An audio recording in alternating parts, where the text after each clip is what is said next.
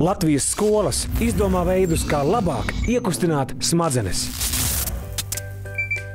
Sākam, ņemam grāmatu un uzliekam uz galvu. Iztaisno mugurkaulu taisns. Tā kā diezīs novilkt grāmatu šeit turās. Un tagad ieraugam tālumā mārupē nelielu pakalniņu un līdz tam mierīgi aizsoļojam. Kustinam rokas, kustinam kājas. Ejam.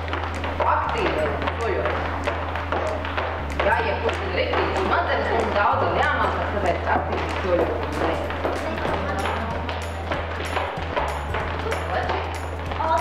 Tagad esam līdz pakalniņam aizgājuši, tagad mēģinam ātri viņam uzskriet.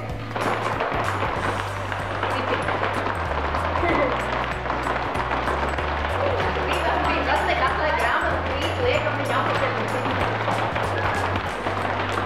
Un esam galvu galā. Mēs atkal varam lēnām un mierīgi dotos lejā. Lēnām un garu soli. Mēģinam atcerēties, ka muguras mums ir taisnība.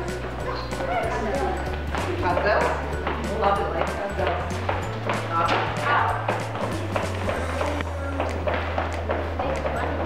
Soļojam.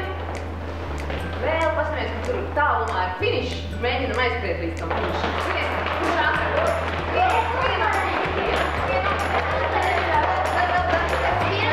Finiša līnijai. Esam pie finiša. Esam pasmēguši finišu. Atkal noliekam grāmatu. Un atkal mēs esam žirafes. Tātad velkam iekšā gaisu, kamēr visu žirafes kaklu aiziet. Un žirafes saļīt. Atkal velkam iekšā gaisu. Žirafes tiep. Un žirafes saļīt. Un pēdējo reizi žirafe velk iekšā gaisu pa visu garo kaklu.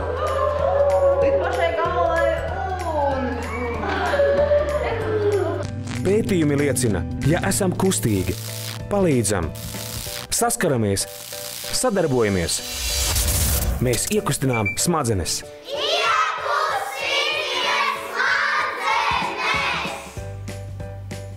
Projekts Iekustini smadzenes.